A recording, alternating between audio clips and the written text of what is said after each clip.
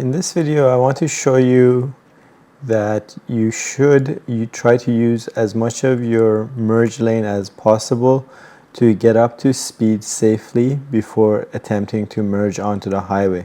So as we're making this right turn, we're going into the highway merge lane, or the on-ramp if you will.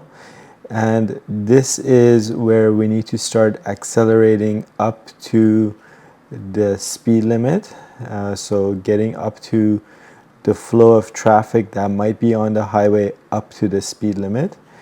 And we can see a sign here that says merge, right? So it's telling us you shouldn't be yielding right anywhere on this lane. If traffic is flowing, you shouldn't be stopping. You should be getting up to speed so you can safely do a lane change over to the left.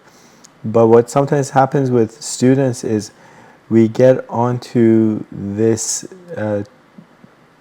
on-ramp here and they want to quickly go into this lane, and they're trying to merge at 20 or 30 kilometers below the speed limit.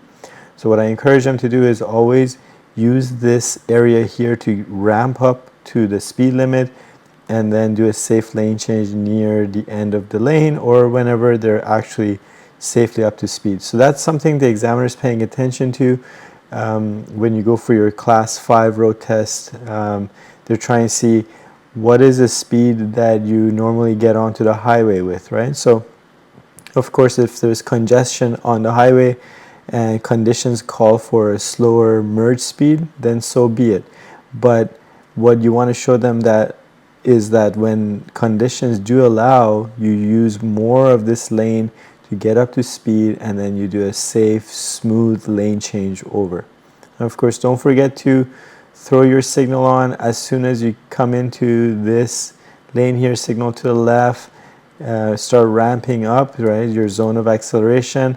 Then you want to check your rear view mirror, your side mirror, and do a shoulder check to the left to find where that safe gap is, and then gradually glide over to the left when you're up to speed.